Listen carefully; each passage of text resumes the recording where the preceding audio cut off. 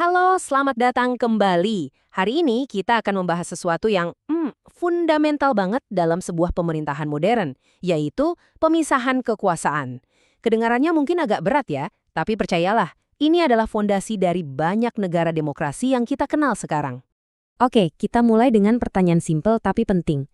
Coba deh bayangin sejenak, gimana jadinya kalau semua kekuasaan, mulai dari bikin hukum, ngejalaninnya, sampai ngadilin yang melanggar, semuanya dipegang sama satu orang atau satu kelompok aja? Sejarah udah ngasih kita banyak banget contoh kan, dari zaman kerajaan sampai rejim modern, kalau kekuasaan udah numpuk di satu tangan, wah, hampir pasti ujung-ujungnya adalah penyalahgunaan wewenang dan penindasan. Nah, untuk mencegah skenario buruk kayak tadi, lahirlah sebuah ide yang super brilian yang sekarang kita kenal sebagai pemisahan kekuasaan. Ini bisa dibilang adalah jawabannya untuk masalah konsentrasi kekuasaan yang berlebihan itu. Terus apa sih artinya? Gampangnya gini, ini tuh sebuah model buat memecah kekuasaan negara. Tujuannya simpel, setiap cabang punya tugasnya masing-masing, terpisah dan mandiri. Jadi nggak ada satu cabang pun yang bisa seenaknya mendominasi yang lain. Lalu, gimana cara pembagiannya? Oke, mari kita bedah model yang paling umum dan paling banyak dipakai di seluruh dunia. Jadi pada umumnya, kekuasaan negara itu dibagi menjadi 3 pilar utama.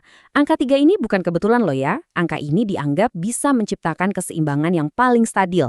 Saking terkenalnya pembagian ini sampai punya nama latinnya sendiri, kita lihat habis ini. Nah, ini dia yang disebut model trias politika.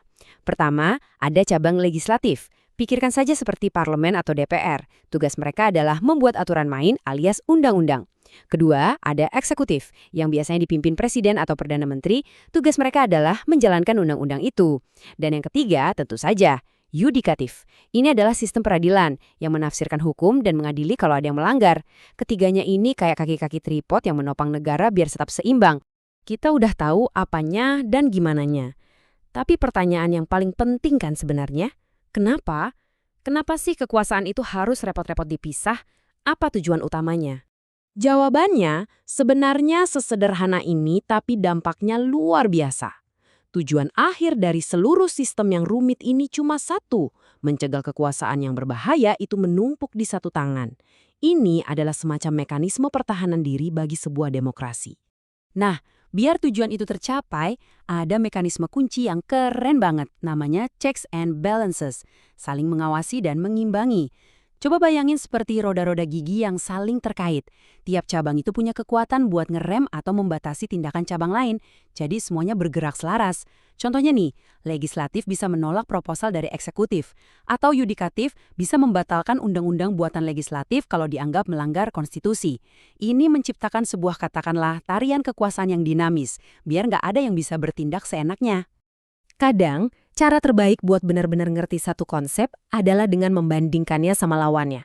Yuk kita lihat bedanya pemisahan kekuasaan ini dengan model lain yang disebut fusi kekuasaan. Di sini kelihatan jelas banget bedanya ya. Di kolom kiri, pemisahan kekuasaan. Yang khas di sistem presidensial, itu garis pemisahnya tegas banget antar cabang. Mereka terpisah dan independen. Sebaliknya, di kolom kanan ada fusi kekuasaan.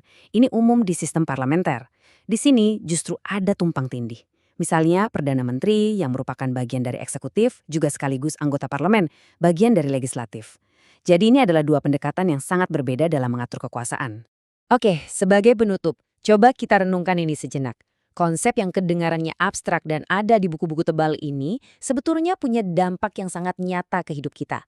Jadi coba pikirkan, menurut Anda, bagaimana keseimbangan antara legislatif, eksekutif, dan yudikatif di negara kita mempengaruhi kebijakan yang ada? Kebebasan kita dan, ya, kehidupan kita sehari-hari. Ini pertanyaan penting yang layak kita pikirkan bersama.